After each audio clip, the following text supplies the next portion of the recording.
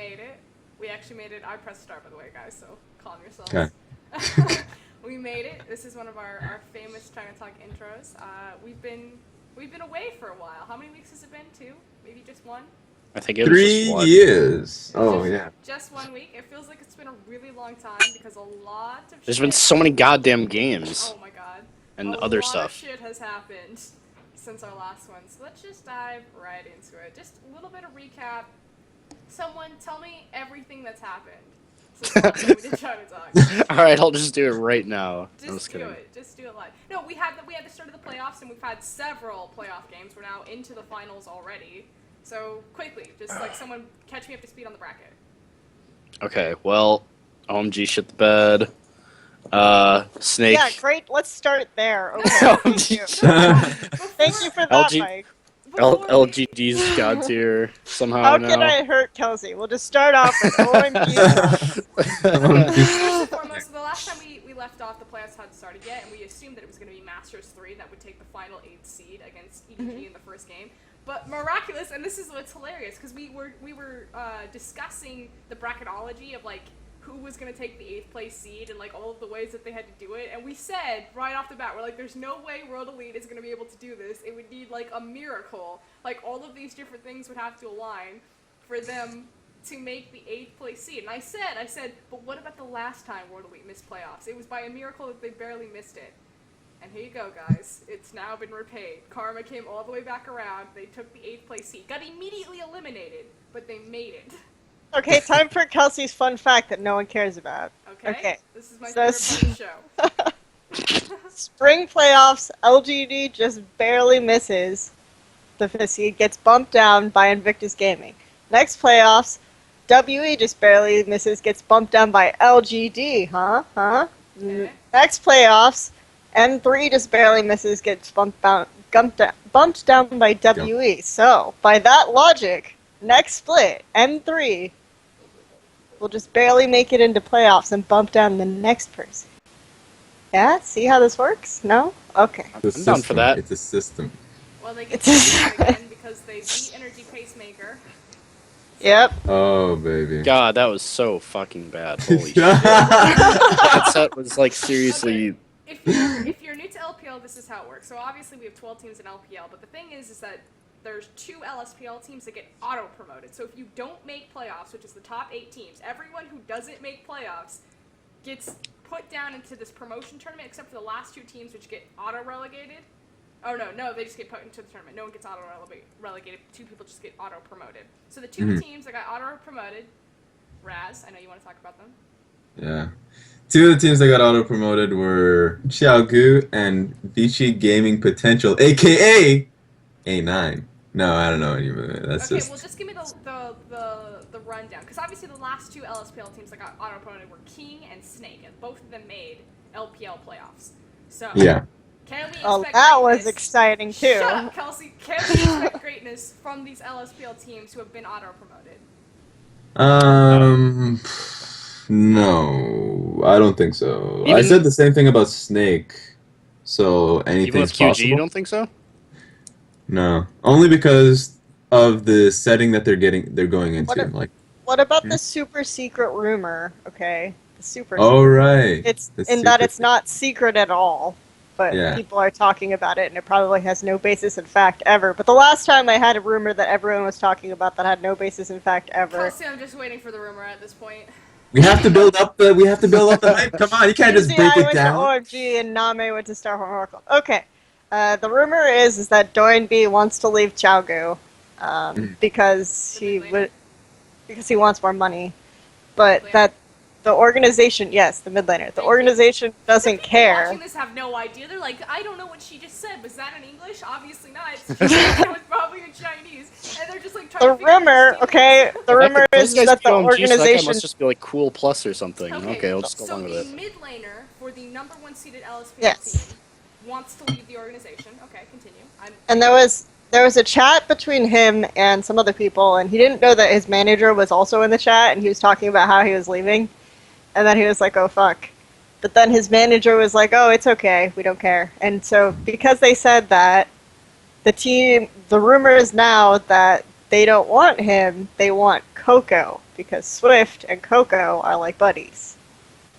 Oh, by the way, Frosky should turn up your volume. He's gonna put that out For there. those who don't know, Coco is currently the mid laner for CJ Antis. Yeah, Yeah. Yeah. that is interesting. And he and Swift used to play together, like in Yep. 2 teams. So I was really confused for a second. I remember when that rumor came out because I was like, wait a minute. This team already has a Coco in their lineup who's a sub, and he's an AD carry sub. And I was like, what? oh no, not the Coco. Okay, so obviously this whole rumor boiled down to a possible another Korean import. Exactly what I want, my Chinese League of Legends.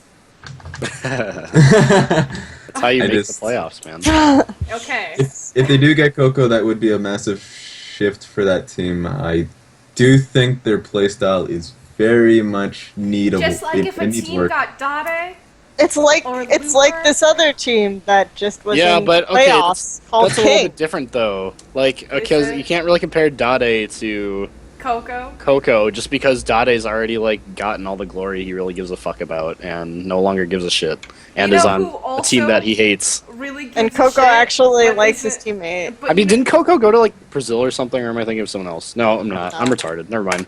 I'm thinking of other stupid people. Okay, never Yeah. mind. Yeah.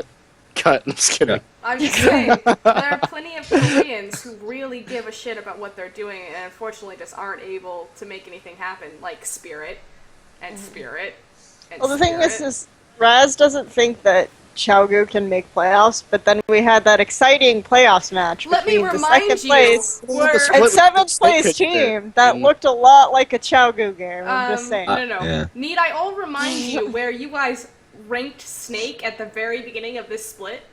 Yep. Yep. Yep. But to be Like, fair, yeah, you every need to other remember- pick was for me. I was pretty close with a lot of others, and then Snake was just like blatantly just last, and I was like, well, I'm gonna get a lot of flack for this. Yeah, but Starhorn Snake- Rail Club oh, and God. Snake were obviously the two that we had flipped. Outliers, yeah. hmm Yeah. No, they were actually like almost perfectly flipped.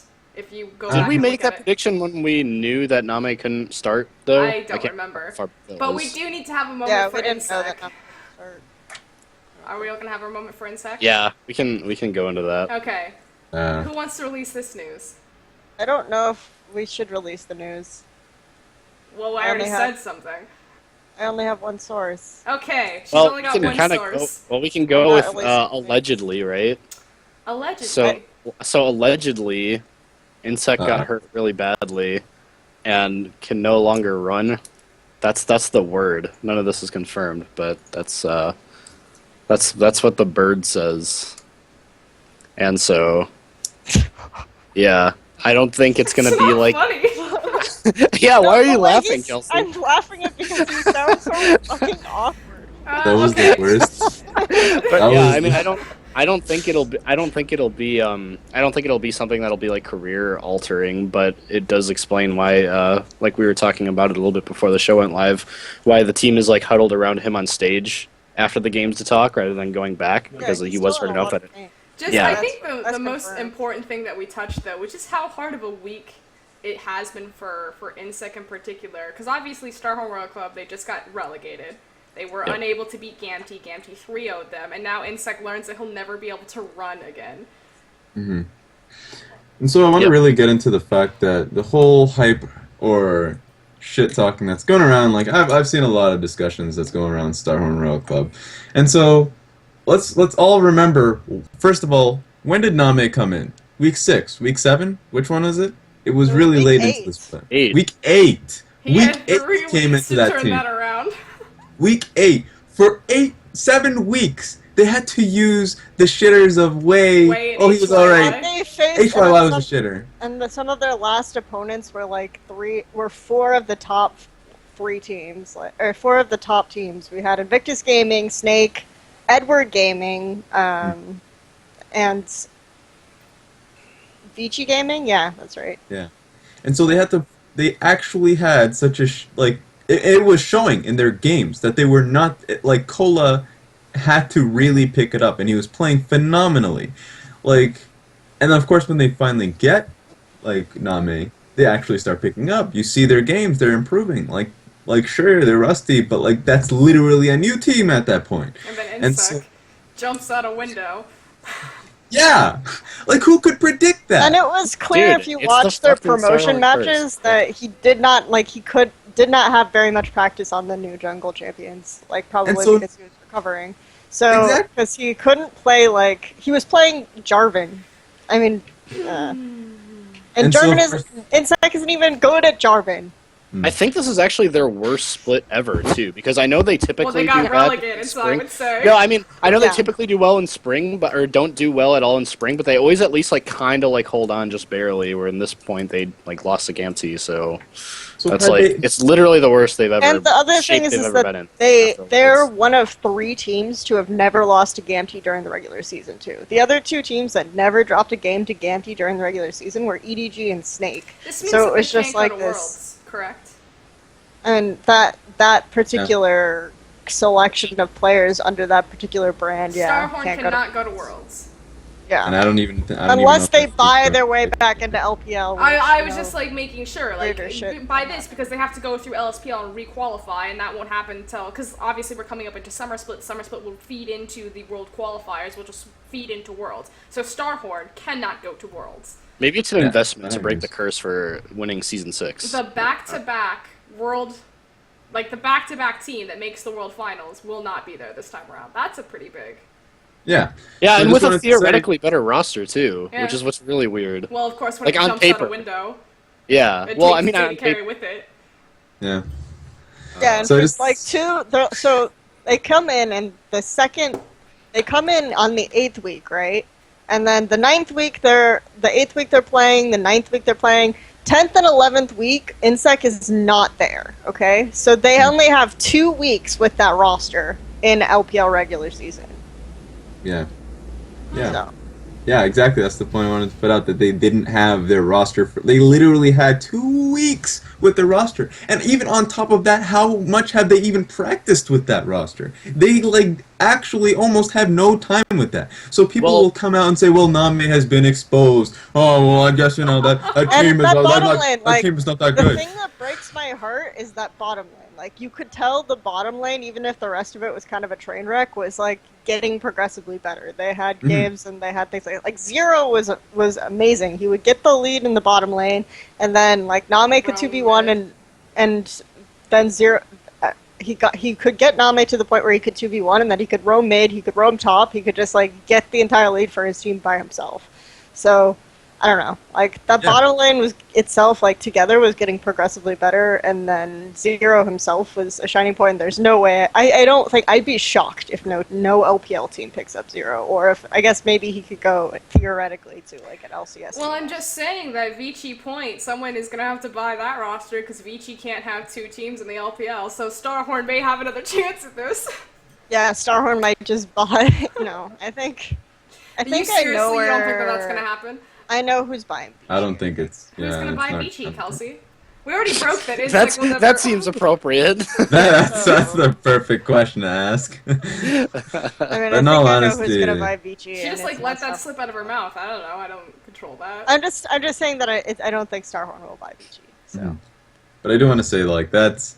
I don't know. I've just been... that one point just always pisses me off when people want to make those kind of statements about the players of that team. And you're like, well, have you watched the... Like, it always comes back to it. People always want to Raz? make comments, but they don't fucking watch the games. I don't know.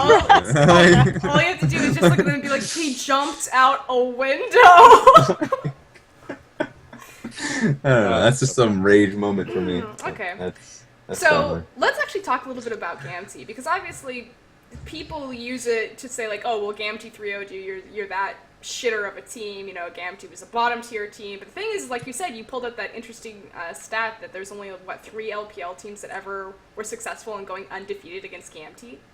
Yep, they split with like everyone. Top teams, bottom teams do not give a shit. Okay, but why is that? What is it about Gamtee? I mean, a lot of people have been hyping up Xiaohu, their mid laner. I know that we've been pretty vocal about Tail, the AD carry. But we never really talk about Gamtee. And they were almost like the Invictus Gaming of this split, in that they split with everyone.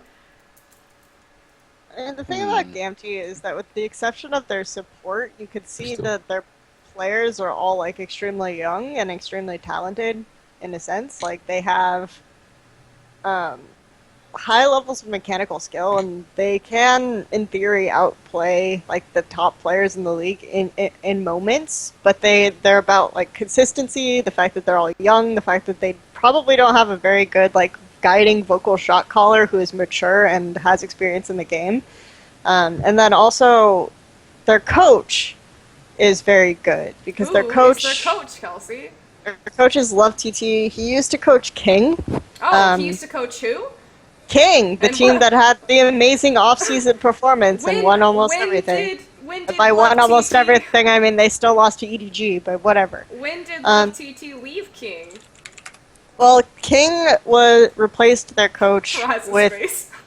King replaced their coach with a Korean coach when they made it into LPL. What? King replaced Yeah. their amazing coach with a Korean coach, and they suddenly started losing? Huh. Yeah. That's Um, weird. And then I don't know when he joined Gamtee. I think it was like halfway through the split. Oh, you mean when but Gamtee started it's- winning everything? Or splitting, I should That's say? an exaggeration. Everything's so extreme right now. Yeah, when Gamtee started splitting a lot, and you could see that some of their drafts were really smart. Like in particular, I think their drafting has been really smart, and definitely in the promotion games against Starhorn, they had much better compositions for the meta. They used their picks like much more intelligently. So I don't know. I think it's a mark of a good coach. Yeah, I actually think. And I know you said that you thought they were like the IG of this season, but I actually think they're more like the Young Glory minus Trash Can 80 carry. They remind me so much of Young Glory, of this team that has a lot of potential, but is like ridiculously. Instead, they have a consistent. trash can support. Was But, yeah. his name Xiao Long? Wasn't that a Young Glory? Jen Long? Shin Long? That was Yeah. the dragon. Yeah. Shinlong. Yeah, but yeah, no, I mean they have actually really impressive drafts considering the fact that they, like, were kind of a bottom team, and so that combined with the inconsistent, like, glimpses of being able to be great really reminded me of Young Glory, and so I don't know, I really like them, but again, like, it was just the unfortunate situation that it took them too long to pick up. Well, they're back. They made it. No, they did. Yeah. It was such an unfortunate solution. It was like Gamtee or Starhorn. Well, Yeah. the two former LPL teams that made it out of relegation were Masters 3 and Gamtee. Can we? I wanna talk about that because I feel like Yeah. the promotion system is. I don't know how to solve it. Obviously, I don't think there is an actual What do you think's wrong way to with resolve it? They had the best solution. Wait, this is that they can Raz's turn. implement. Raz, what is wrong with the system? because I don't think any current LSPL team can beat an LPL team. Okay. It doesn't matter how how low they are. And I guess it just like this But tournament isn't that the made point me of auto realize that. promotion then? Yeah. And That's so Are you that's just the talking only about way. are you talking about within the confines of LPL, or are you counting everything though? Because QG 3-0'd OMG, didn't they? Or at least knocked them out of. Really? We're gonna give him OMG? That's gonna be the benchmark. Well, no, here? but I'm just saying. Well, okay, but if we're talking about can't beat an LPL team when they clearly won a set. Oh, I mean, yeah. I mean- understand what you're saying. But I mean, like, I don't know. I want to talk about, like, specifically, I think Chaogu's an exception. You're right about that. I think they're, like, a decently good team. But I'm thinking, like, what if Vici Potential Gaming had to go through the tournament, like, the actual promotion tournament, rather than getting auto-promoted? Like, that's a free escape to that's a free entry to the LPL. And I think, like, I've always liked the fact that I always liked auto promotion. I think auto promotion is actually decent if like the team has potential, and if they've gone through the LSPL as a top 3 team, then they've had that potential. Like, look at the promotion games that happened like during the especially the expansion game that got Gamtee into the LPL. Now, Gamtee was such a rough team. They were not that good, but now they went through 44 games in the LPL and had the experience with each other. They've literally played all of those games as a team together. Like, can't say the same for Starhorn Royal Club, and that was probably Well, the they had difference. a different They had mid a laner. mid laner for like, Yeah, I That guess, was like yeah. 3 weeks, I think. and Yeah. like didn't they replace their jungler as well? Yeah, they did Hui. replace their jungler. Oh yeah, Hui. But that's growing pains. Like, they wouldn't have realized that, and I guess that's a good point. But like, they wouldn't have realized that hadn't they gone through that, like, the LPL split. And I think that really, really allowed them to grow. and I think that's like I don't know. And so I don't really have much hope for Gamtee in the sense that like well they'll go into the next split and will they really trounce other teams? I don't think they will. I think they'll just get like I think other teams will go over them. And So, do you not like the system? I don't, but I don't have an answer, and that's the sad thing about it. I don't think there's another. Well, how is it system. not like I the don't think perfect you're gonna system get, like- though? Like it's so finely balanced. Like the thing about auto promotion that people argue against it is you can always say like the bottom tier. It doesn't even have to be LPL. LCS teams will always beat the challenger teams, which I think is probably true for 99% of it. But the issue is that the bottom tier LPL, LCS, whatever that bottom tier team has already proven that given the experience and the time in the professional circuit that they were unable to mature and to grow. So they lost their chance. And yeah, they're probably still better than the top end challenger team that's replacing them or LSPL team that's replacing them. But it's about giving opportunity, like you said, like the ability to train against the higher end. And we saw it in Gamtee. Like Gamtee from their arrival to where they ended is a completely different team. Like they're still, you know, bottom tier team, but they're much, much better. And so if you have this team at the very bottom that was unable to prove themselves, unable to mature and to grow, then you have auto promotion to give someone else that opportunity because maybe they can do something more with those tools. And then on the other side, then you give the old teams that are kicked out, you give them the opportunity to prove themselves. So I feel like the Energy system's working. Pacemaker theoretically could have still like if Energy Pacemaker had this sudden upswing at the end where they were starting to figure things out and learning stuff, they could theoretically have the opportunity to still make it back in if like N3 had the reverse and they had just won a lot of games at the start and were starting to slump and just starting to suck and be actually worse than Gamtee or Energy Pacemaker. Then there was that opportunity that Energy Pacemaker could have made it back in over M3 instead of the last place team just like automatically getting kicked, I guess. And I agree with Frost. There actually has to be some kind of reward versus punishment system implemented for your placement in the league that holds you in regard to your performance. So, I mean, yeah, like she said, if you're last place, I mean, you deserve to, like, you know, lose your spot. And if you're at the top of the secondary league, which we've stressed a lot in previous episodes, isn't exactly like Challenger. It's a secondary professional league. Then you get a chance to prove yourself with the tools that other people have utilized. And, like, we've seen teams benefit from this in the past. So I don't know. It's like I guess like it's really hard to find a perfect. It's harder to find a perfect kind of format for relegation than it is for like a perfect tournament format, just because it's like a lot more. I don't know. It costs a lot more for the teams that are going in and the teams that are exiting, but at the same time, it's not like you're removing the team that got kicked out of LPL from the face of the earth.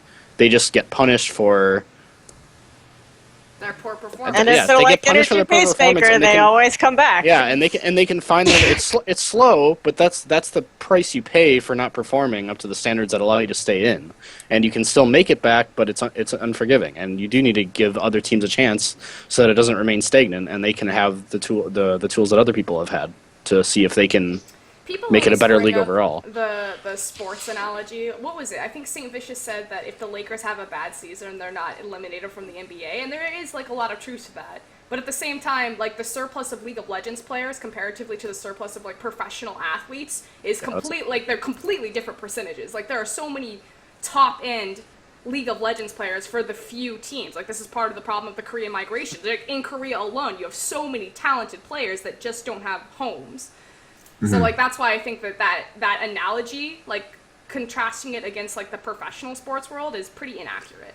Yeah, it's terrible because you don't have a bunch of these professional athletes just waiting like, oh man, I can't wait to get in and steal this team spot. Like you don't have like this random group of NBA stars just come in and start kicking everybody's ass like that. Like, that literally the scarcity makes it so that literally cannot exist. Michael Jordan's like sitting, he's just waiting for his like fifth chance. I got it this time, boys. Yeah, and I've never been against auto promotion. It's just the idea of the promotion tournament, and because honestly, you look at the teams that are present, and maybe you can just succeed, and they just can't against the LPL Yeah. rejects. Because then I look at Gamtee and I'm like, I swear to God, like Team Lemon Dogs, Legend Dragons, Legend Dragons probably would have been able to grow a lot more than that team. But I guess I don't know. You can't do anything. You can't do Yeah, much. I mean also you have to can't make a perfect system, but it's the Yeah. best way to make the teams accountable for their performance. That Yeah. The currently other exists. thing is, and this is like the thing that no one wants to talk about because it's mentioning like the fact that the babies work hard and they managed to get a spot to get auto-promoted, but the way the auto... babies? The babies. Yeah, they're Raz's little babies. Little baby birds. They work really hard and they manage to get the top spot in LSPL. They get auto-promoted to LPL, but that's also a sign of maybe good management of like the lower tier team. So that manager also, like, if you have an LSPL team, it's a lot harder to get like the top tier talent and to give them the salary or whatever. But the thing is that if you say, oh, but we're in LPL now, you can recruit some of the bigger name players. And so that team, like, arguably, Snake, I don't think Snake with the same roster would have been the team that they were in LPL. Like, I think that Snake with the roster that they had in LSPL would have, and it's not like Beast and Ella were these huge, big Korean names, but they were, like, at least enough of a name to recruit some players that maybe fit better for their team and allowed them to build a team identity and dynamic. So I don't know. Like I Reborn is fine, whatever, and I think Colin was also good, but in context of the team and the direction they decided to take, the fact that they were in LPL probably gave them more opportunities to recruit the kind of talent they wanted and to get into that second place regular season spot and to make top 4 in playoffs. Let's talk about the actual playoffs now, because we talked about auto promotion, relegation, and who the teams are. So obviously the 4 returning teams, just to recap it again, are going to be Masters 3, Gamtee, I can never say their name, QG, and Vici Point, yeah? Yeah. Yep. Okay. So those are going to be the 4 new teams joining now the 8 that went to playoffs. Let's talk about what happened in playoffs. So, do we want to talk about the world, like, do you want to start out with Worldly EDG? Might as well. Okay, Yeah, so might as let's start with Worldly EDG. Now, the big thing about Worldly and EDG is people were taking it as a sign of A, Pawn is the primary carry of EDG, and B, Worldly was undersold because look at their performance against EDG, GE, and TSM. So obviously, it's to add credibility to TSM's victory over Worldly. So let's start with the first question. Where do you think Worldly actually rank in the standings of the context, domestically and globally? And B, is there any potential to that roster to go farther than what they've already accomplished? What do you mean by globally? Globally. International That's how I am. Like, yeah, ranking. internationally. Like, is this a top team? Like, if you guys are going to say, like, they're global or domestically a top team, where do they rank globally then? Well, I'm not going to say that they're domestically a top team. Why not? They just Because they almost took EDG to 5 games. Okay, so Raz had his contact soapbox for Starhorn Royal Club, right? Okay, here's my contact soapbox for EDG versus WE. You was literally woken up like that morning in the middle of the night or whatever. I don't know exactly when he was waking up, but they said that morning and said, "You're playing today." And he's like, "Oh, okay." I said, "Against WE, right?" Yeah, he's like, "Yeah, against WE." Because of the WEDG history, you get the idea. Because EDG and WE have historically been at odds. And I like how their substitute mid laner like needed to be reminded of who they're playing against. Well, yeah, but that's the exchange, right? He literally didn't even. He's like, "Who are we playing today?" I have no idea, like, what's going on. But they took him in, and they started picking these really weird compositions that were unlike anything that they've been playing in the regular season. So, first of all, they're playing a new player who isn't used to the team dynamic, and Deft said that it was harder to communicate also with an all-Chinese team. And they pick also these weird things that they've never picked before. Clearlove had never picked Gragas. Yeah, but isn't that a major problem, the fact that Clearlove can't play Gragas, the #1 jungler right now? Well, it wasn't that, like, it wasn't that he couldn't play Gragas necessarily, but that his play style was completely different on that champion. Because Gragas, you can scale up more, and you don't have to play him as aggressively. Clearlove picked Gragas, he picked some Nunu, So he can't play Deft Gragas. played... He doesn't play Gragas in the same way that he plays Rek'Sai or Lee Sin. which is he doesn't get as many early aggressive ganks. Even which though most Gragas has like full potential to gank level 2. Yeah, that is kind of the weird part. But I mean, it just shows he's just uncomfortable in the champion. I don't think it's like he can't pick it up. It's just at the time of the playoffs. at the time he Like, never that was played it probably- professionally. It was Yeah. like different. I think, like, in theory, he could play Gragas, but he didn't. He picked a champion that he hadn't I'm just played. not gonna let Clear Love get a pass because he can't play the #1 meta. That's champion. fine. You know, I like I'm not stay trying to hard give. on Clear I'm Love. not trying to give. I'm not trying to give Clear Love a pass. I'm saying we need like more data, and I'm saying that yeah, it was a problem. Like I've actually said, okay, if you watched my Summoning Insight appearance, I said that I've always have been waiting for the other shoe to drop with Clear Love. That he's hit these peaks before, and this has been the longest sustained period at which he's hit a peak. But the natural Clear Love play style and competitive play is to not gank. So that's kind of my issue here. It doesn't matter. This isn't about Clear Love. I'm not trying to defend Clear Love. I'm trying to say that they played very differently to their regular season performance, and Clear Love was a part of that. Deft played a different kind of played Urgot. His previous Urgot performances were kind of underwhelming. Just a bunch of other things going on. Like, why did you play Galio mid? I don't So know. Meta? What? Yeah. But they still won the first 2 games. They probably should have won the 4th game. Like, it was really, really close, and they had a weird Baron throw. And then the 3rd game, whatever, Yeah. Galio mid. But Strange shit happened. game four was a lot more of EDG just shitting the bed and Deft having repositional issues than it was Roly playing really well too. So that's also another problem. That's what I mean. Like they took WE's inhibitor and then they decided to screw around Baron and have weird bad team fights. And like, it's not that suddenly WE was so much better. Game 3, okay. If we want to be real about Game 3, Spirit legit like So 1v. 1v5, yeah. You said, Yeah. pick me in Italy. Literally won that Pick me game in by Italy. I'm himself. going in. Okay. Yeah. And so like, WE isn't a good team. They just have Spirit. Like, Yeah. I asked people, what's so good about WE?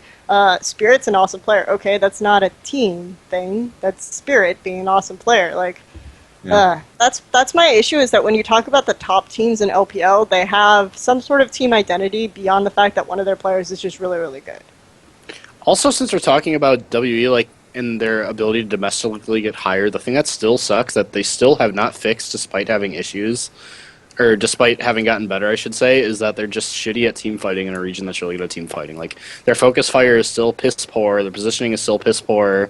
Like, you'd see, like, Mystic's damage output versus Death's output in a lot of those fights, and it was just really dumb. Even their drafts weren't very smart. Like, I think in the second game, they went, like, Trundle, which is normally okay, but since he had no wave clear, like, EDG just abused it over and over, and like Mystic and Conan had no idea how to 2v2. Because I think wasn't this the first games where Conan came back, or am I wrong? It was He the played second Week 11 time? as well. Yeah. Second time? Okay. So I'm sure that bottom lane's a little bit unfamiliar, I guess, so maybe that's like what part of the factor, but I don't know. They just have like too much sloppy shit going on. It's like, can you... the thing that really sucks is it's like, man, where would World Elite be if they didn't have Spirit on the team? Because everything else in the team dynamic is so bad on paper, and even in execution, that, like, the like, Spirit's just this massive band-aid. And then it And makes it like, people really talk- hard to gauge the team properly. And people saw Shia at IEM, and like I feel like Shia really overperformed at IEM. Yeah, definitely. You could still see the fact that has somewhat poor team fighting, but he just like dominated all of his lanes pretty much, except for in the last set. So he came back to LPL and he doesn't just dominate his lanes here either. Like he loses to Korn. Yeah, it honestly it's like it is how it is. Like World Elite is not a like they are where they are, 8th place. That's where you put them. And honestly, if you replace them in the playoffs with like Gamtee or M3, it would be the same result. It would be 3-2. Well, you can't say that for certain because obviously there are different factors. But their performance wasn't because they're a better team. It's because of the competition in the LPL as it stands. They're already all these good teams, and if you have a problem like EDG and how they couldn't play pawn except until the last game, then they will Let's take talk advantage about- of it. They put in pawn, and suddenly everyone is playing like statistically their best champion for the split. Like Cora 1 plays Gnar. That's the pawn buff. When you pawn's played, it means that everyone Yeah. gets their number one Like, champion. wouldn't it make logical sense to just play the compositions they wanted to play and that they had planned to play? Because if you read Sanchao's statement, he's like, we played you and we had to reinvent the wheel and redecide how we were going to play this and come up with compositions on the fly. And I'm just like, why didn't you just play your same shit? It's not like you can't play Kassadin. He's 4-1 all-time on Kassadin. Like, he's not a big Kassadin player. That's not his, like, identity in the past, but he can play Kassadin. What is this? Watch them like release the recording, like the comms for picks and bans, and it's like it's just Pawn being like, "You're playing this champion. you're not playing that. You're playing fucking Gnar. That's what you're playing right now." Yeah. And it's Played a just champion Pawn. that he's 18-0 on against someone that can't play things that aren't Scions. I mean, what do you expect to happen? Okay. Yeah, that's CDG versus. So Let's talk OMG then. LGD versus OMG because There were 2 sets that happened between... Why do you want to hurt me? Dude, OMG versus LG is actually like anger-inducing because it just shows that, like, were you they lied were- to? Did you feel betrayed? it shows that what they were practicing in the season wasn't like some, like, for some reason I just wanted to believe it was like some kind of mirage set up by the team, and then they're gonna like pull out their old like top trifecta shit that they used to do that used to win every other time they played. But no, they were trying to find the identity of like another team inside of OMG, which is just fucking retarded. Like, as soon as they started like locking in this Juggermoth shit over and over, I was like, okay, this is gonna be bad. And then they didn't even compliment it well. Like, they were like picking Rengar and shit, and I'm just like, I don't even know. It was just like, oh, this is just so bad. And like, even individually, it was fucking bad. Okay, they were all like standing in perfect positions to get like ulted by Wayless, like repeatedly in the first game, and like I actually rewatched some of the team fights, and Cloud was actually playing like shit too. There's a team fight where what was it? Yeah, Imp was just doing like free damage, and I think Chuen was on Nunu, and like Cloud just like walks up and exhausts Nunu, and then runs away and proceeds to do nothing else for the fight by Baron, and then he proceeds to like do this another time in the next game, and it's just like I don't know. It's like they're all like this is a team of individual superstars that are just like, it's like they're like, hey guys, how much you want to bet we can proceed in the playoffs by doing everything opposite of what's ever brought us success before, and then they try to do it and then it didn't work out. It was just like, it's just really confusing. Like, they lost anything that made them OMG. Now they're just this like team without a label that has all this talent that are just doing everything that they're not good at. That's how it feels. Which is sad. It's a very obscure basketball reference, but you can't have a team of Stephon Marburys or like Kobe Bryants. You can't have a team where everybody's asking for the ball. You need players who will play supportively. And like, obviously, yeah. Go on. No, I was just gonna give more supporting arguments of how shitty this was. Just saying, like, cool on Lulu frustrates the shit out of me, and like leveling and going not getting the gold that they used to have. They just look so fucking uncomfortable. Can we talk about so bad. the transition of leveling from a carry jungler to a supportive jungler? I have a rant for this. Yeah, please rant, Go, because it's like I said, it's like the players in the organization exist, but everything that their name ever meant is just erased. It's so annoying.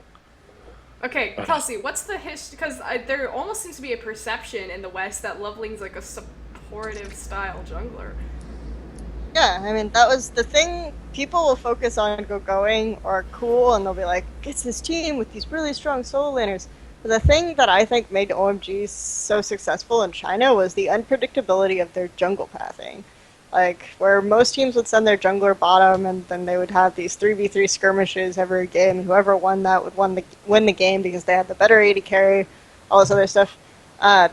Leveling could go top, he could go mid, he could even go bottom if he wanted to, and it was just kind of like, where is he going to go? Most of the time he would go top, because what they would do is they would go top, and they would conduct these 3-man invades into the enemy jungle and contest the buffs. Like, leveling's thing is always contest like pretty much every single buff, and that's the style that he used to play. He would like straight up sometimes go in and put a word down, and then he would be back later and he would just 1v1 kill your jungler, like that guy was dead. So, like, he used to be a very aggressive jungler, aggressive playstyle jungler. I think Thorin, on his recent video, described him as a warrior enchant jungle, which is why it's really weird and ironic and perverted when he's, like, building Juggernaut enchant on Jarvan early on in the season when everyone else is building warrior enchant, and it's like, what is going on? I don't understand. He was getting significantly less gold, and you could see in some games where he tried to play Lee Sin, which historically has been his best champion, and he would try to go in and he would try to do the jungle invades, and this is why they would lose like almost every Lee Sin game, and he would try to go in and he would try to do the 1v1s with like less support. He'd do it on UZI's side of the map, sometimes after ganking for UZI, because UZI wouldn't leave his lane and go in with him, and I'm not blaming UZI, I'm just saying like there's a mismatch in this playstyle and this perception and expectation.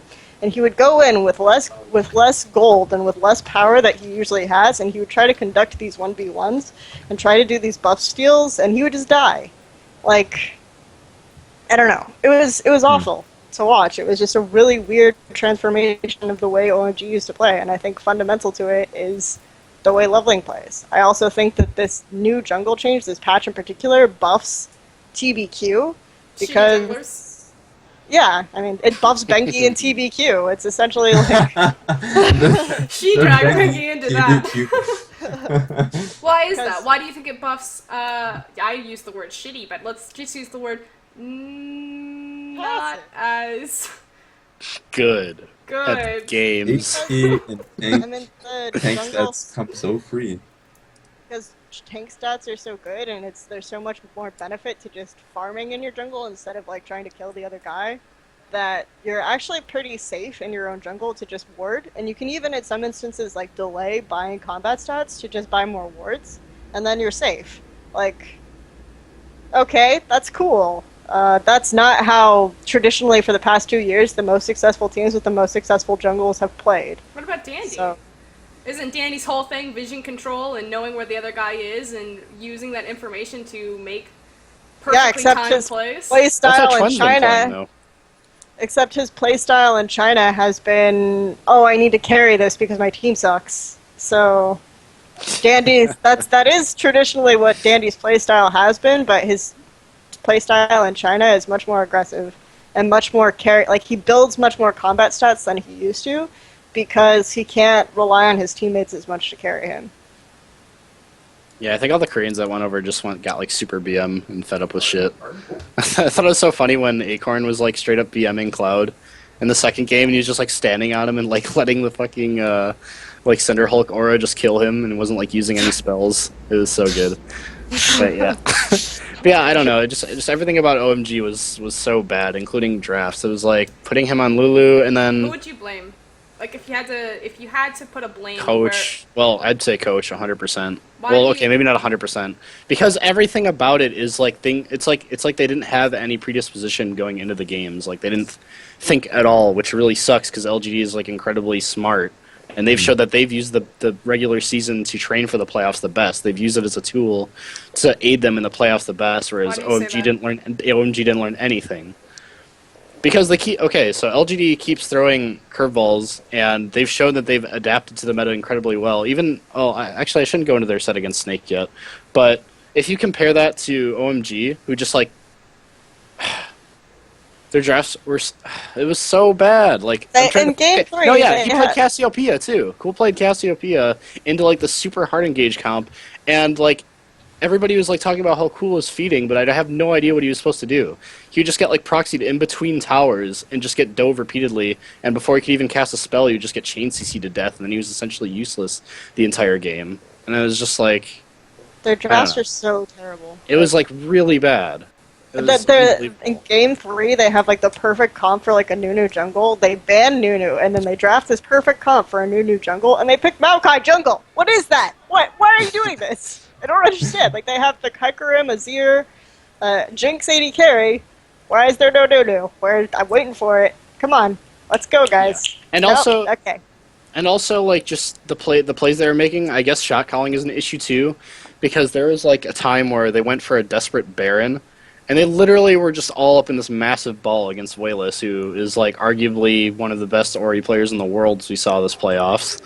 And they just get instantly deleted. It's like, why would you even like consider grouping at that point? Like, how can you have the pedigree that you have in the past and make stupid ass decisions like that? I just don't understand what's gotten into the team. It's ridiculous. They've become that. I said that they've become that which they have historically resisted, which is extremely predictable jungle pathing. Like, LG didn't even have to ward the opposite side of the map. They could just ward around UZI because that's who he was going to gank. Very passive, boring jungle style. If you had to change one thing about OMG to make them successful, what would you change? Stupid fights. No, I mean, like, if you, like, removing, because obviously there's going to be, I would assume there's going to be some shifts in roster or coaching staff or... I feel like at the bottom of it, like, UZI being on the team is a huge problem, but it's not because UZI is UZI. Because, okay, Starhorn had games where UZI didn't carry either. Like, they had games where there was gold distributed to the solo lanes, and they still did fine. Like, yeah, obviously the highlight reels were all, like, Uzi going ham and playing excellent at Worlds as always, but if we're talking strictly domestic play, that hasn't, like, necessarily been the case. So it doesn't make sense for OMG, a team who historically has infinitely better solo laners to Starhorn, to try to focus even harder, like, just tunnel vision even harder on this aspect of the game. And then throw people in positions that are used to carrying into completely supportive roles. It just makes no sense. And the other aspect is that everything we know about UZI is that he wants to be the center of attention, right? So you can have some games where you're putting more carry emphasis on go-going and cool, like OMG traditionally used to do, and Loveling, like those with that was like the trio, because they gank for OMG, go-going, and then the three of them would do invades together, and the gold would be spread. But now it's like UZI gets all the gold. Like, all the gold is in the bottom lane. So, and he just stays there and he continues to kill his lane opponent. So this is the big issue, and UZI wants to be the center of attention, but the team doesn't know how to play around him in that style. So the question is, like, if they have to have two completely different play styles in that sense, and like sometimes they make UZI happy and sometimes they play towards their solo laners, like, they have to be good at perfecting and trying to play both of those styles. And I think we saw earlier in the split, they would have games like that. They would have games that were more focused on cool or go-going carrying, where they would play like these double assassin compositions. And then their second game, they would let him play his favorite champion, Vayne, and they would play a more supportive style. And they would they always looked so much more lost and confused with playing like the second style of play. So the question is, like, do you just do away with the second style of play? 'Cause it's clearly not working after 44 games of half the time you're trying to do the solo lane style. Can you really say that? I mean, OMG finished third out of 12 teams. They finished third. Snake finished second. Yeah, but they were in first for like half of the season too. That's the thing. Like, they weren't. It wasn't like this team suddenly was like always third. They were actually ahead of EDG because Snake took EDG down a peg, right? Mm-hmm. So they were actually in first for like a good chunk of the season, and then suddenly like suddenly they're getting 2-0'd toward the end by teams that they've traditionally split with, like IG and LGD. Suddenly they're losing to teams that they've never lost to, like Energy Pacemaker, King. They had this amazing 20-minute closeout against King, and then suddenly they're losing to King. So I don't know. It's just really bizarre. It's like they did decline because I think it was a morale issue. Like, how are we? Do you think it was them declining, or all the other hybrid rosters stepping up? Probably a bit of both, because I feel like if you're on a team with all these superstars and you're not just like crushing people, and you are actually having a lot of problems even against bottom teams, trying to execute a style that you're not familiar with and it's just not working after so long, like, it does have to, there probably is some morale issue. I think it's a mix of both, but I actually think it's weighted more towards OMG's fault here than the improving of other teams around them. Yeah, they definitely fucked it up. They don't have, like we've already discussed a lot of their issues, and I think that if they're going to do this whole bullshit style of like rotating their roster, they have to be able to, I guess, value it. If they have players who are performing better in certain roles, then use those players. Like right now, I guess it's a blessing in disguise for OMG that Starhorn Royal Club is in hard times, because you know what? Who's on the market? Zero. I love Zero, and I mean Cloud is great, but Zero. What if you're going His to playoffs keep was really CI? bad, honestly. And Yeah. it's weird Cloud because played towards the end of regular season, Cloud looked like Do you think potentially the that second best player, but OMG then he had the short playoffs. So. Will give up their title as the all-Chinese team to pick up Zero to compensate for Uzi. Probably should. I think it's I a mean, if they're possibility. willing to use Korean coaches, then it's like they. Yeah, I was they're- gonna say they've already done it But they were very infrastructurally. secretive about the Korean coaches. God, that I think at team some is point you trash. stop giving a shit about holding this like kind of irrelevant, arbitrary image, and you start caring about winning. So yeah, I don't think it'll Especially even stick. Especially when the fans themselves don't give a shit. It'd The be a different fans story if they themselves- finished top 3, but they didn't. I mean, Yeah. I'm just saying, OMG wouldn't be the first team in history to forego an important roster change because they have specific. I'm not even gonna continue Themes? this. Loyalties. The other thing is Oh, that God. like you can say, okay, we'll get Zero, right? But how much does that change? Because Zero is going to be a player who's going to be completely devoted to UZI, but does that change the goal distribution? Does that change the problem where the rest of the team isn't comfortable working with him? Like, No, but they I- need to make a decision. Like, they need to be able to. If they're not going to use UZI, if they're not going to head in that style, then they should completely take UZI. And if they're going to use UZI, then put in Zero. Like, they don't. I don't know what's going on with that team. Or they could kick both of them and they could grab Name and Zero. That's a smart one. And That's then we could actually- have a real team. okay, so let me. But Name's think of- been exposed, though. He's been exposed. He's been He's exposed. I My mean, honestly, favorite I word in would- the English dictionary right to, now, To by be the way. to be fair, if I was a team owner, like, and I had the option between, like, several talented Chinese AD carries, I wouldn't take Name in his current state either. I mean, I don't know, because you can never really tell when someone just doesn't give a fuck. Really though, because like let's look at the Chinese AD carry market right now. Like just the Chinese ones, okay? We're not talking No. about Are we Imp, we're not including- talking about Deft. Okay, but are we? Oh, okay. I would definitely So- put Candy and SMLZ over Name. Nope. no. Like this is what I'm Nope. talking about. That Like, one, their I contact feel with like the Starhorn. Chinese I'm talking talent about is between not UZI that and good. Name. I really need HYY right now. I just UZI, don't but need that UZI guy. did UZI have this great performance either? Like they put a lot of He carry had an pressure on. awful performance. He cried in multiple games this season because he couldn't carry when given all of the tools and the resources on the superstar team in China. Literally, some of the best players domestically of their position all on one roster. And I don't people know, could man. say, You saw- "Oh, he kept up. Oh, he saw kept this up in farm with discipline. Imp." But there were times when like Imp and PYL completely caught him out and like just 2v2 killed him. Like, I don't know. And maybe Cloud had a terrible performance too. But at the same time, it's just like he got caught out overextending in some of these instances. To be like, fair, the farm thing is like the one thing that no one can beat Uzi at. He will farm Yeah, perfectly exactly. in every single lane. Like that's his, like mechanics, micro, like that is Uzi's shit. Like you will never beat him there. But you know, but if the you're- other instance, doesn't the other matter if you instance. have 200 CS on your enemy laner if you fucking walk into a warded area and get blown up before a team fight starts. Guess that But the really did you other- well. But the other instance, though, is that that's the edge OMG had in the beginning of the season. Like, not just UZI, but Going would win in farm, Cool would win in farm. Like, You mean when other teams weren't as coordinated and didn't understand yeah, I the mean, siege towers no, or... but not even the like. We're not even talking about towers. We're talking about pure CS numbers. Like, even without. Yeah, but Like- what I'm relating this to is, like, yeah, OMG was fantastic at CSing across the board, and that's how they would supplement their goals. But I'm saying now they're not doing that as well. because and there's the elongated laning phase has shrunk. There's less time for OMG to just sit and to farm. They're still getting CS That's discrepancies, but lane part of swaps- it, yeah, but their lane CS swaps are so discrepancies much at more 5 prevalent. minutes, like their CS discrepancies at 5 minutes are like Lane bad. It's like, swaps oh, are more but prevalent. it comes. That's true, Mid but they lane. don't and commit to a. shortening the laning phase is They're more not performing as well on an individual level, just like pure mechanics either, as they were at the beginning of the split, is the only point I'm making.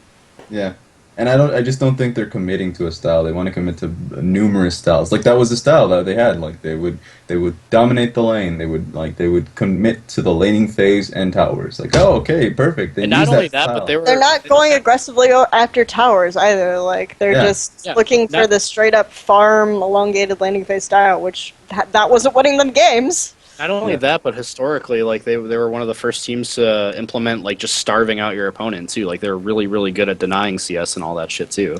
Back like historically, back when that wasn't really a common thing, when rushing towers down. So I don't know. It's just I don't know. OMG's a fucking OMG, mess. man. Okay, OMG. San is the freedom. we've beaten Sand is- OMG to a pulp. You know who's next on the chopping block? Snake. Oh god. Your Okay. time Well, I mean, has come, okay, Snake. You went through the season, you beat us, Don't you, be so giddy, Jesus Christ. you outsmarted us, you were a top tier team, and everyone was saying, man, Snake, you guys are wrong about Snake, Snake are awesome. We just kept saying, wait for playoffs. Wait for playoffs. Snake God. showed their ceiling. You know who didn't show their ceiling? LGD. You know who just wrecked Snake? Oh my Yeah, this god! is If the you talk thing. about how big of a mismatch Imp vs Crystal was, like holy Oh, no, shit. wait. It was Crystal devastating. Can we is an talk amazing about- AD carry. He Can is we talk about how the OMG versus LGD sandbagging conflict? Like people were willing to give OMG credit for sandbagging, but they decided that LGD was shit when LGD was like sandbagging. No, we're dissing during the same Snake right period. now. Snake's time has come. Like It LGD is were the now. master. Like talking about strategically playing the regular season, LGD are gods. Like holy shit. Yeah, the worst thing was when we saw the people generally ranking LGD before the last week. Oh, I you would mean say. when they popped up on LoL Esports Power Rankings at number... Okay, I didn't want to like go out and say it, but that's just what it was. I I mean, was like, 20, I'm that's they were citing like the number sources. 20, right? They were literally So- last place. LGD were last place on the list. After, you know, Yeah. insta-locking things like Misfortune and Ash and Kha'Zix, obviously. Like, not even... This isn't like an OMG speculation thing where... Because we were wrong at the beginning of the series, or beginning of the season. We were like, you know, the OMGs, they show this whole other level because, you know, we talked about the Snake game. Like, the first Yeah. time OMG played Snake, and then that immediate second game, they just, like, wrecked Snake, like, ran them over. We're like, okay, OMG sandbagging. Their support staff is saying experimentation. You know, they've shown this ceiling about them. But, like, LGD, they were just, like, blatantly obvious with it. Yeah. Yeah, they Good old were Bard shameless. picks. Bard picks, baby. That was last week was the most beautiful week for them, and anyone who actually valued any set in that last week, well, specifically with LGD, you're like, okay, well, you're gonna have a surprise. And this was the IG tried so hard to lose to them. They're like, I know, we'll play safe mid. It'll be brilliant. won't go wrong. And they still won.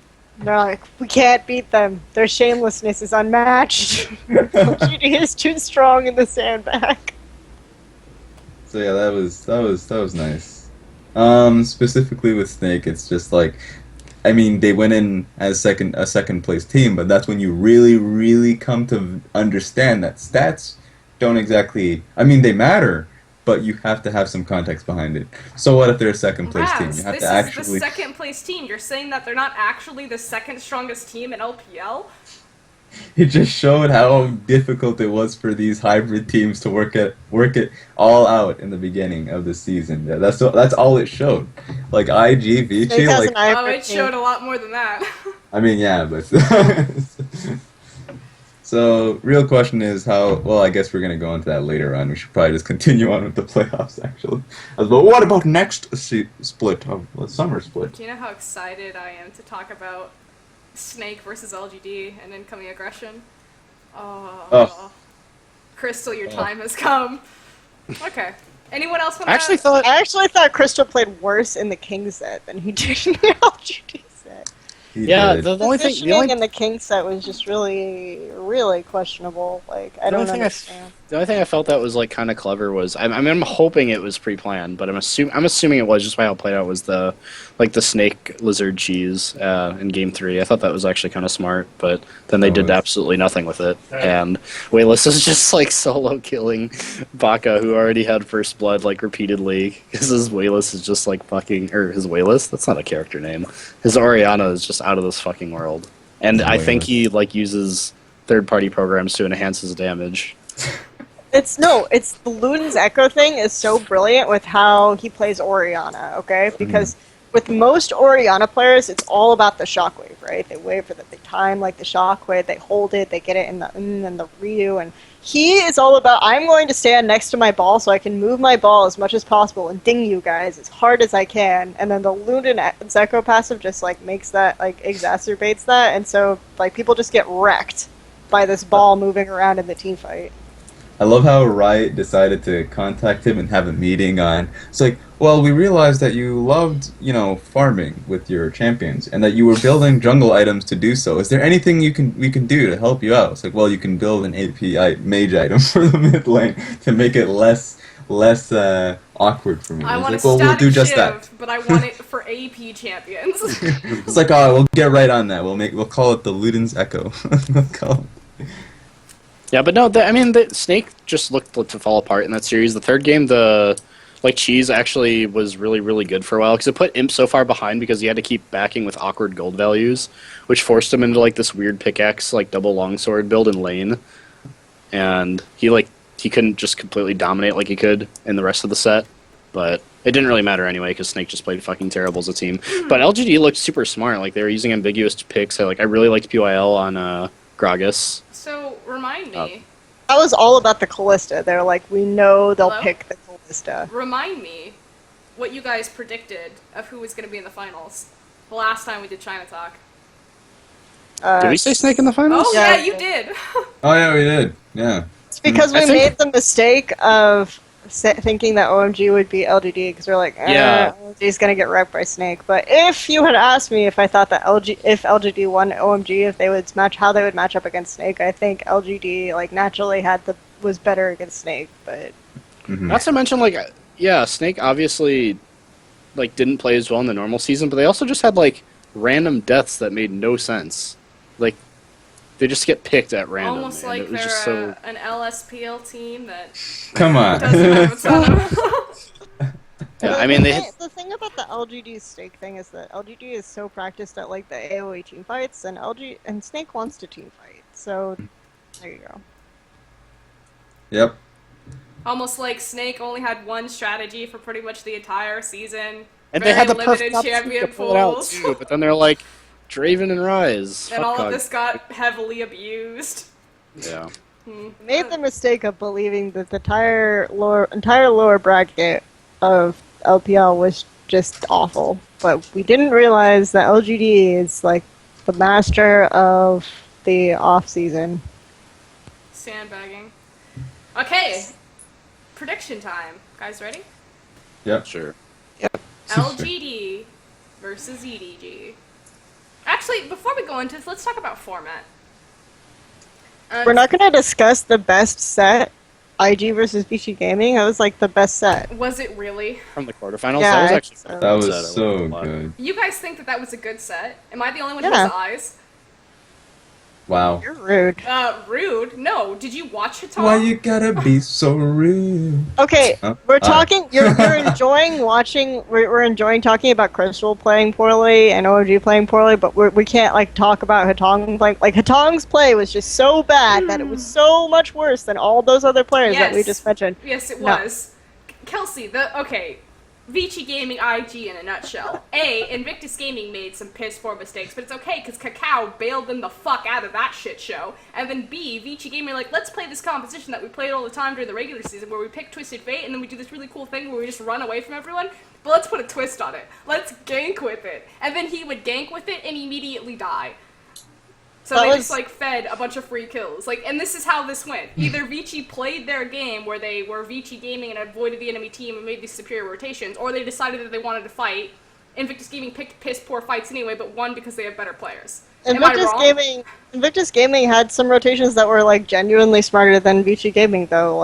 And Kid had moments where he actually played really well because they picked the Sivir composition, and instead of just letting them move to the lanes that they wanted to get the towers, Kid actually pushed out the waves really, really well with Giddies. There were moments in that set that were actually really, really smart. And it was the least mismatched set. Hmm. I just think that's an insult to IG because Vici played awful. I think I don't that- think VG played as well as they could have or had been, but like I think that that's an insult to IG to not give them any credit also and just say I that VG gave played them shit. credit. They outplayed their opponents also doesn't- individually on a level, but they al- still picked really terrible fights and did really foolish things.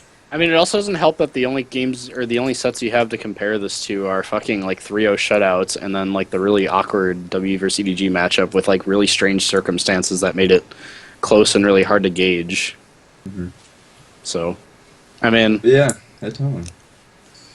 But I it just think really like came down to- IG picked intelligently for their opponent and like had moments where the bottom lane played well. Like I don't know. Like I think you're I over. feel I feel that just saying game that was VG much can more accept. decided on a team playing poorly than another team playing well, and that is not a good game of League of Legends. I think it's a bit of both though. Like I think VG Yeah. Gaming had a good first game and Yes. like they went slightly downhill, but they still had like moments where they were trying to play the rotation game, but they just got outplayed by IG. And playing poorly is all relative. Like, for instance, Hitan can go up against most mid laners and he'll be in his region and he'll go even, I guess, and then he goes up against Rookie and he'll get smashed. And it's like, oh, well, here's your set against IG. And it just, like, relatively speaking, he just got shit on. And he was, if you want to use the word exposed people. And there were moments where VG tried to make a smart trade for a tower, and then IG would just get like 2 towers in response or something. So it was just like a moment where IG said that we can play this game too. And I think VG Gaming were thrown off balance by that a little bit. Yeah.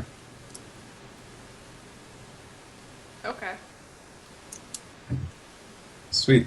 Do you feel? That's, Do you need to talk more about this game? What? No. That's about it. Why do you just shit on me like all the time? Like honestly. I didn't do like I just. The other- I I disagree. mean, that's all. I think that I don't think it was a good series. But by you're any like means. sitting here. Okay, whatever. You But can't even see my face. You don't even know what I'm doing. I'm watching the stream yeah, I'm That's watching the stream too. with your pink hair. God damn it. The other thing is that obviously we have to start talking about player upgrades. Like I think I would honestly say that the only team that played well in the playoffs so far is LGD. I don't think any other team has played well. to the level that we expected, probably not. Yeah, and I agree. think I think the playoffs have been really shitty. I think it was part of format is an issue because the games are so close together that none of the teams really had sufficient time to prepare correctly. I think the single elim format I mean, is that's bullshit. not I don't. Yeah, the single limb format is bullshit. I don't think the time to prepare thing really matters because Day they after day had after day, they have to prepare a best of 5 for 2 different scenarios. Like they had don't- 2, but no, it was just quarterfinals to semifinals. It wasn't like they could prepare for quarterfinals. Like that doesn't explain why the quarterfinals sucked. Like the quarterfinal and from that perspective, the quarterfinals should have been better than the semifinals. Whereas, yeah, I mean.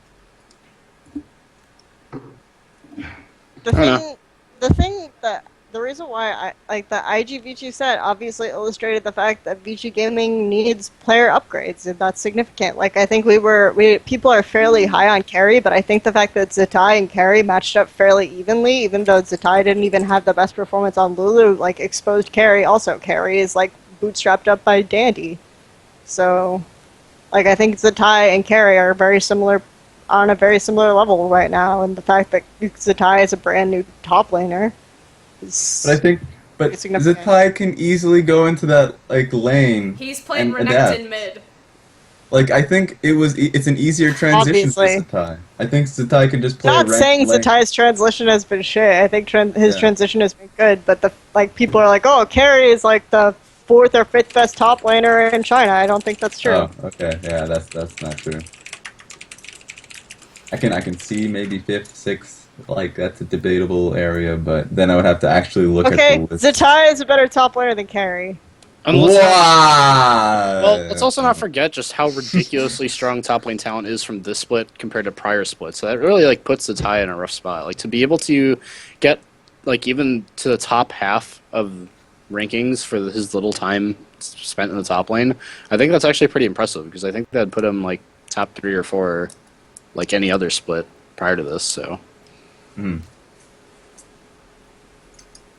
So yeah, okay. Are we doing the whole prediction thing for LGD versus? Well, unless we want to talk more about IG and how brilliant that team. God, You know, where they then Are you immediately turning got it back on IG? They immediately gave Got- up against EDG. Yeah. 3-0'd by EDG. I mean, let's. Like they had a first game where they had a good game plan, and then they made a terrible call, like trading Baron for Dragon number 4, and I don't think they expected Kelsey, EDG. their rotation calls are so good. No, okay, let's hold up one call as an entire standard for like the rotational calls on a But this is previous what I'm stat. saying, Okay, let's play that game. No, I'm saying in the VG versus IG game, there were more shit calls than there were correct calls, and that was the defining feature of that game. Not one team outplaying the other to such a magnitude, but both teams making mistakes. One team just happened to do it a lot harder, and that was VG. Why? Because they have a really weak mid laner. I feel like if we're setting the standard of a shit series in this playoff, and we're pointing out that set specifically, we're not looking at the larger picture. What was a worse set than watching Hatong teleport into like 3 people and immediately get blown King off? versus Snake was by far like the King worst versus set. Snake was the fucking awful. shittiest. I wanted That's to burn so my eyes after And that I think set. EDG versus IG was worse than IG versus BG. Yeah. Because because IG miscalculated the amount of damage that Baron plus Nunu plus Jinx could do to towers. And like EDG just pressured really hard and managed to get like 4 towers and an inhib off of that when they hadn't even broken, like, I don't even know if they'd had a second tier tower yet at that point. The King So versus that Snake, that was was- really good. It's pretty bad. I think we should start diagnosing teams with this, like, I don't know, this disease called lead anxiety. Because I think that's what King has. It's like they just have a lead and they're like, oh god, I'm not used to being in this position anymore. What do I do? How do I kill a Nexus? This is And so Snake's like, difficult. oh no, this king beat us in team beat us you know in what was so LSD all the stupid about time. that set? Was Let's fucking choke. NLXG stealing like every kill. I swear Yeah. to god, he came in and just like got every single asset, like starved his team. It was I so just- bad. I just bit my tongue every time that happened. I'm like, really, man? We're Are really you not going to going talk to about the use? complete lack of wave clear on any of King's composition. That's it. It's I okay. can't- They got. I They actually Or that can't believe they moment won 2 when- games in that set. Or that moment where the coach walked over and told like Lei to pick Graze for Whoosh, and like he was hovering it, and then he walks away, and then Lei locks in Vayne. It was just like, are you Pain all serious? day, bro. The Oh my Vayne God, picks in so this much series. So help me God. That's There's the so many Vaynes. so help Was it me every God. game? Did he play anything else? I can't even remember. Played God, Vayne that's- every game, all yeah, 5 that's games. what I thought. Every fucking game. And yeah, he but that's still didn't look as bad as Crystal. Okay. it's so depressing though, just because King needs so much momentum to do anything. Like they have to be like ridiculously ahead to do anything, and it's so obnoxious. What's Like awkward winning a really good level 1 or something like that is like required for them to win a game. is that every team I've worked with, like talking to professional players, they always say it's so much easier playing from ahead. Like you don't, like everyone, like making correct calls, of course, is like the analyst's duty and like trying to teach that to the players of being the coach. This is what you're supposed to do and this is how you're supposed to go. But every player that I've talked to is like, if you're ahead, it's so easy to make the correct call. It's so easy to understand what to do and to abuse the lead. And that seems to be King's like #1 problem. So I find that really strange. I think for some teams it's actually easier for them to make the correct calls when they're behind, because then they actually Well, have that's they're like forced. typically like playing for behind is like supposed to be the harder aspect of it. Yeah, but like if you're forced to actually start thinking, which I think these teams have problems, like thinking about the actual play. It's like, okay, so we can't ram our head into this wall. Maybe we can go around it? I don't know. It's difficult to really. I don't know. It depends. Oh, okay. LGD versus EDG. Who's gonna win? I mean EDG, but I'll say And EDG. know- what makes EDG beat LGD?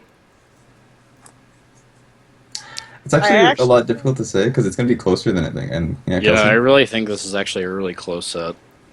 I want to say that EDG and LGD actually play a similar playstyle at this point, because before we had EDG playing this like really high pressure style where almost everyone was roaming, and LGD did that too, but they did that kind of to protect TBQ's jungle. So now that TBQ doesn't really need the protection in his jungle, like he can roam with them, so they also have like this high pressure roaming squad. Oh, amazing! OMG's old playstyle is suddenly dictating the entire meta game. And they're not playing it. What? No, okay. EDG, but they play like with the roaming support and the jungler and the top laner. So I think these styles like are actually very similar right now. Oilus and Wayless is more. The difference is that I feel like Wayless is more of the roam squad than Pawn is, and Koro is more of the roam squad than Acorn is. But Acorn has been roaming significantly more too.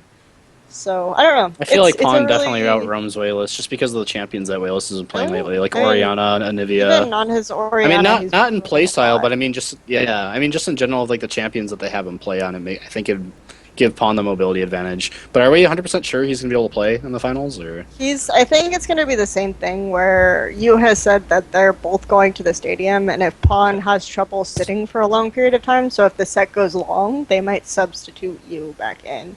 So if it goes for like more than 3 games and it's not a closeout, we might see you play toward the end.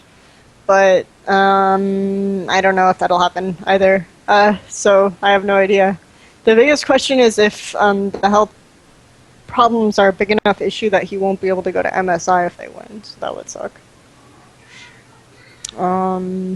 Yeah. How does But LGD win this set? Because I feel like you guys are all pretty confident that EDG are going to win, but how do LGD win? Is it entirely dependent on Pawn's performance? I actually think LGD might win just because I do think it's obvious what that. is might? Like, give me a percentage, give me a score. Like, Let me finish my rant and then I'll give you a score. I hate the rants. I know you hate the rants because I think that EDG is less tight than they have been in the past, and it's possible that Pawn's schedule and like the health treatments have been eating into their practice. Like Clear Love doesn't gank as early. There aren't as much roams. Like they don't feel as in sync as the band was in the 90s now, and. Oh god. So I think the LGD actually has looked a lot crisper, but the other thing is that they've played OMG and Snake. Mhm. I mean, Yeah, they did definitely have an. I don't know. It did seem a little bit easier for them to get to the. Or I mean, not easier, Over but World Elite and No, Invictus no, Gaming giving up not- halfway Invictus through. Not Gaming easy- was fine in the first game, but yeah, not. I don't want to say like easier But that's as in the like thing. the teams like, are easier, LGD looked crisper. but Against... LGD was more seamless getting into the finals. I wasn't trying to say that they had an easier opponent lineup, but that their journey to the finals was so much smoother. than EDG did, even against Invictus Gaming giving up. So I don't know. Like I think that Clear Love's pressure isn't jungling as well as he was in the regular season, and the meta favors TBQ a little bit, so the game is closer than it was. Especially when picks and bans will feel a lot more direct. Like for instance, there's either going to be a Nunu ban or TBQ is going to be taking Nunu with how they've been playing. It just feels it feels really simpler for LGD, but I still don't think they'll be able to beat EDG just based on the skill, like the playstyle alone. But we'll see. We'll match up these players across the board. Top Okay. lane. You got Acorn and Flame versus Koro. Who's the better top laner? No, it depends. Depends If you're on going off of team fighting prowess or just individual strength. what. Okay, who's the best team fighter out of Koro. those 3? Koro? Koro. I think so. And yeah. I think that's why Koro is going to be better in every situation because he forces like his team will make that TP situation, so he will be able to. I will like, say Flame has been picking up his team fighting a lot though. Like he had a really good Gnar game, I feel. Okay, so you his guys last think set, that Koro, in the context of team fighting, and that's what's going to matter between EDG and LGD, that Koro's the better top laner. Yeah. It's actually really hard to say though, just because I think LGD's smart enough to win without I think it these being are team fight oriented. top 3 top laners in LPL. So first of all, like that's the caveat right now. Okay, Jungle, TBQ versus Clear Love. Can TBQ's been playing really well. He's I'm been playing going- better than He's he better. ever has. He's Yeah. better, but I also think the team supplements him better than EDG supplements Clear Love. Well, So- see, that was true. I also feel like in the regular season, EDG's team was together much more in roams. Like, this is the thing. Like, going out their playoff performance, EDG is just playing less like EDG did. So, like, LGD is playing better and EDG is playing worse. I actually think that TBQ will have an edge in this setting because even though I think Clear Love is by far a really he is You're he's trying to 10 convince me times that he's 10 Schwinn times is better. going to be the better jungler in this series than Clear Love. I mean, I know Let's we're say talking about Clear the Love- worst junglers of LPL, but Clear Love is 10 times better than Schwinn until this meta where you have basically top 3 junglers are all tanky, very forgiving piece of shits, and you he's mean just gonna now be that able to. Nunu is like Wow. an amazing jungler and Clear Love's like a Nunu main? Playlist, Yeah, yeah. and they're gonna be able to take it away from him. Either take it away or ban it. It's just gonna be the clear path for them. And it's just. I think that's where I Clearlove think can it's gonna have go. more game impact on Rek'Sai than TBQ can have on Nunu. I think bans are going to be Hecarim, Kalista, Rek'Sai, Um, probably. This is the other thing that bothers me. If you look at Clearlove's solo queue statistics, okay? His most played champion is Nidalee.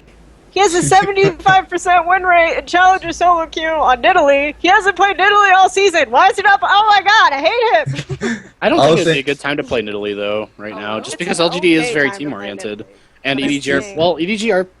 I don't know if they should do that just because EDG are. I feel like they're a lot better when they play as a team, and they're already in the playoffs, showing signs of slipping too much into individuality.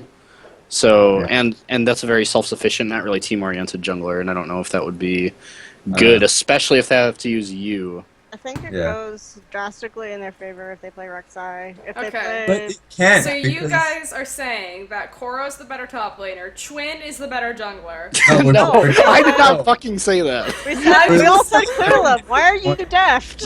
We're literally making. Why are you We're making Uh, the point. The reason why I think if he tunnels on Rek'Sai, Nunu versus Rek'Sai, Get Nunu it? wins Get that it? match. Tunnels on He wins Rek'Sai? that match. Oh. Oh. It's Sorry, impossible to talk conversation. to So Yeah. Koro and Clearlove. Okay, so EDG's got 2 points now. LGD have a chance to come back though with those last 3. Can they do it? It's now Pawn versus Wayless. Or you. The part where I get crucified. Yay. Because I'm going to say Wayless. Oh, she said Wayless. What do you two say? Why That's did you really say hard. Wayless? I think I Wayless think- has a larger team impact in terms of his picks and roams and his team fighting. than Wayless has Pawn. been fucking godly in this playoffs too. Holy shit. That's really hard for me to say. I almost want to inch it towards Wayless, not because he's a better player, but because EDG has to practice with both of these guys. Well, LGD can just tunnel vision on getting practice with Wayless. I'm gonna And say I think- Wayless definitively and save you guys the pain of beating around this bush. Pawn is Because- sick. He's not playing as well. Wayless Yeah. is playing like a fucking But god. the other so thing he's is a top tier that mid laner. Pawn, and you said that you think that Pawn roams more. Was he roaming in any of these series? He was pretty much staying in lane, even on Cassidon and LeBlanc. So Yeah, I think circumstantially this gives Wayless an edge. I don't know if we're talking about primes, maybe it's a different story, but not saying that in terms of if 1v1 matchup who would win, that's not what I'm saying. I'm saying that I think Yeah. that Wayless is more crucial to his team and has a larger game impact than Pawn does right now. I can agree. Clear Love's, Especially in the Clear Love's- playoffs. I think Pawn's entire Okay. pressure mid lane LGD revolves are back in it, but now we've moved on to the bottom lane. It's Mako Wow. and Deft, Wow. Versus- Come on, man. Imp, and PYL. I have words too. Okay. What's your words, Raz? All I wanted to say was that I think that Pawn's game has been centered around Clearlove pressuring his lane, and because I think Clearlove is going to suffer this set, I think Wayless is going to win. So there you go. Raz has spoken. There we go. LGD's been really good at this whole kind of bait into a counter gank thing though too. Yeah. The thing is that that's been how EDG has been playing the entire Yeah, regular that's season. true. So EDG. The problem is just that EDG looks shakier in playoffs than LGD is. That's the only reason why we're wavering. Which is fucking weird. The only if EDG plays like they did in regular season, they should win this. Mhm.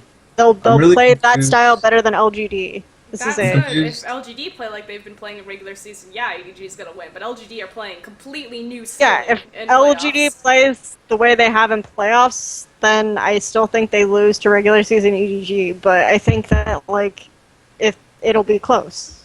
I don't know. Raz? I'm confused as to how you guys can say that Clearlove will beat TBQ, but then somehow Pawn will lose will lose out in that matchup because that It's not lane about is the 1v1 literally matchup though.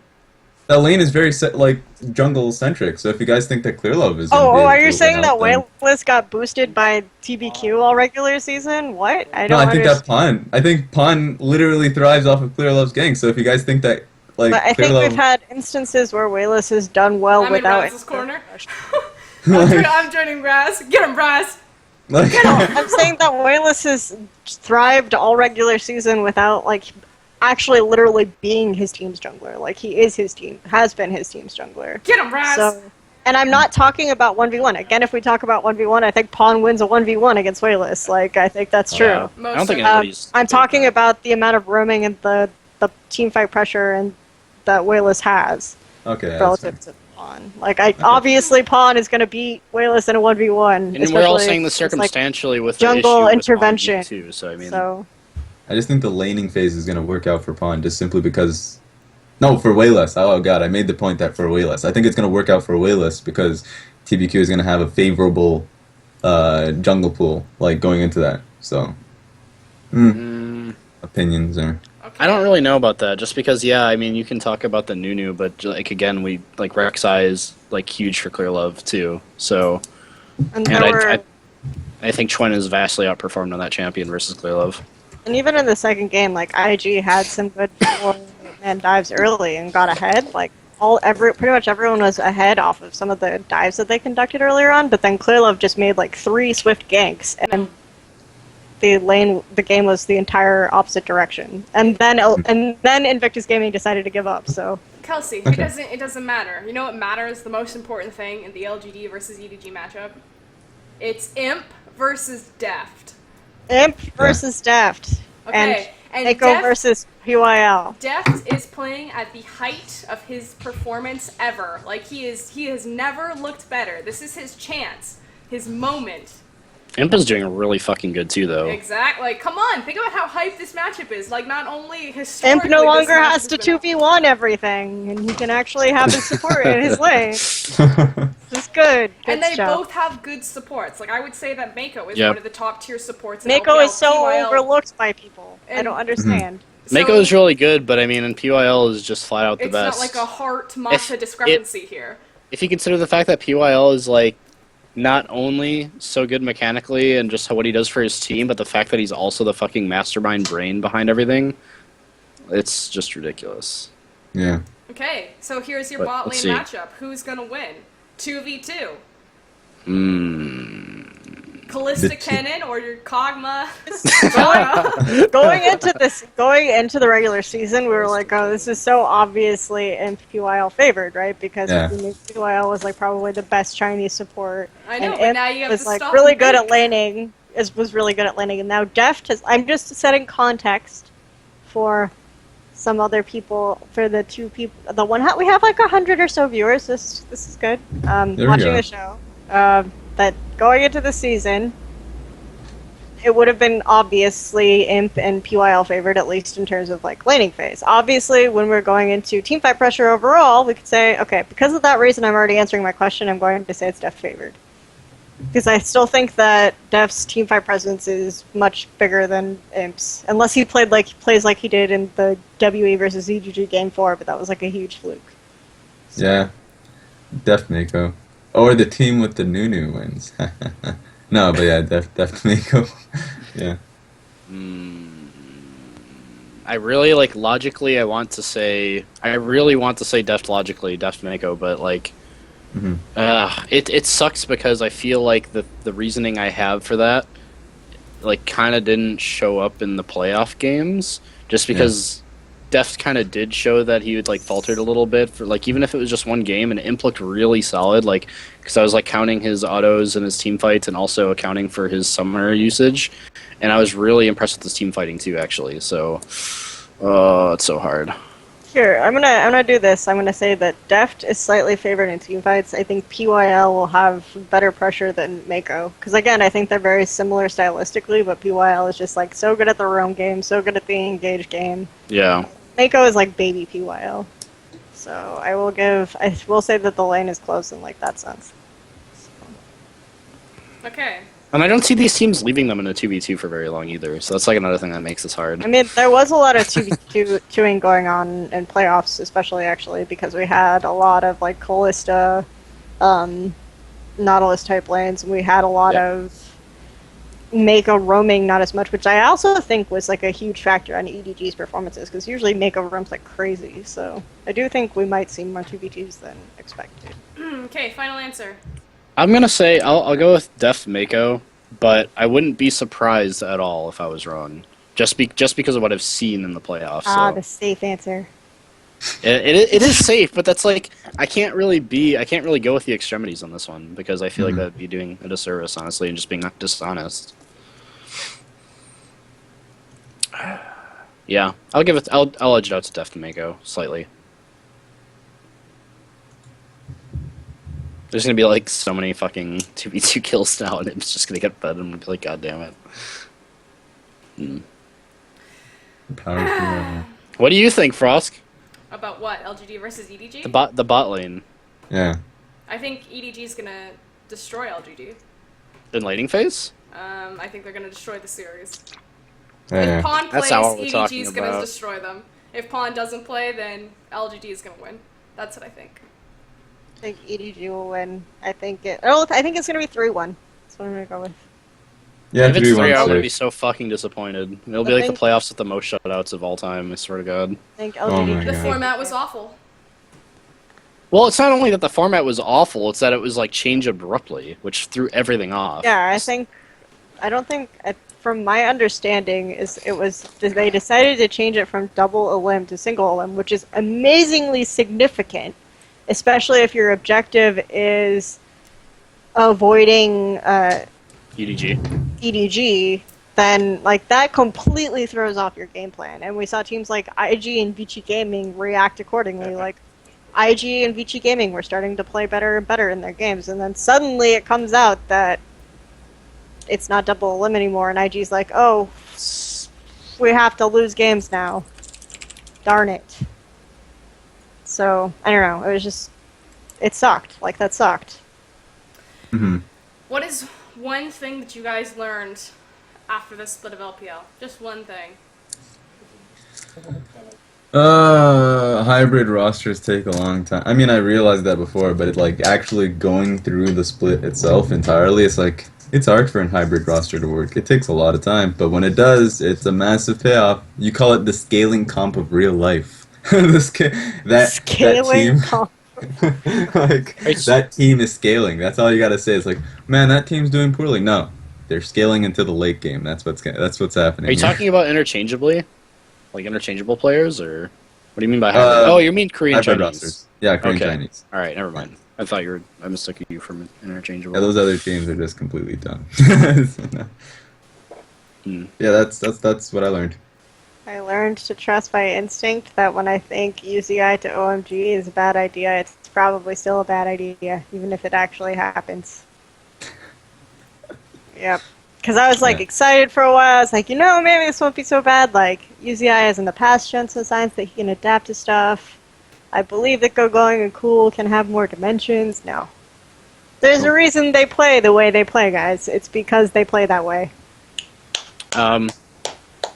Yeah, actually, my thing is very similar to Kelsey's, but on a broader line. It's more just that if you throw someone that identifies a certain way, but primarily take them for the fact that they're just a strong name and they have a strong pedigree, and you throw them in an unfamiliar environment, that it's really actually kind of crazy how fast they can be twisted and molded away from what they were brought on the team for. Like we've seen so many players with like this reputation get completely molded. I mean, like Deft is a strong laner now, which is weird. Pawn's getting better at team fighting when he was known to be kind of shit at that just because he had no experience building that skill with White. And then what else is it? Flame as well. The interchangeability between Flame and Acorn just felt like really strange. Like if you looked at their individual strengths, it didn't feel like the team played to that, but instead we're trying to make sure both were capable at any given time of playing each other's playstyle interchangeably. So Yeah, I mean, everybody was thrown in areas that were like unsuitable for them. Sometimes it worked, and sometimes it didn't. But it's It just only it's just works interesting. if they changed. Yeah, And you it know just who didn't Yep. change? Uzi. Uzi didn't Yeah. change. exactly. And So this like is yeah, what. And I hate to say this, but like, I don't know. Aaron made some comment at the beginning of the season that he feels that it's easier for Koreans because of their mentality and their approach to learning the game to discover new playstyles and more depth and versatility to how they play because they don't forget things that they've already learned and they actually like approach each game with like a much more I will improve this mindset than he feels that the Chinese players do. So I don't know if that has any factor no, I at all. agree. I agree with that completely because it's like it's laid out in evidence in the form of OMG's performance, just across the board with their individual players. But then I mean Koro also developed a lot of dimension. Yeah, Koro is the exception, but I mean, like leveling, obviously not comfortable, not having a lot more gold than he has. Cool playing supportive mids, done it before, but not to the extent that he has, and drafted into really shitty situations. I mean, it's just like the adaptability from the Korean imports have seemed a lot better. Not really just because of nationality, but because of the way the teams also molded along with the molded player, I guess you could say. So. Okay. Everyone good? Closing statements? Okay, everyone wave. Bye. Shout out to the Scurry Sports!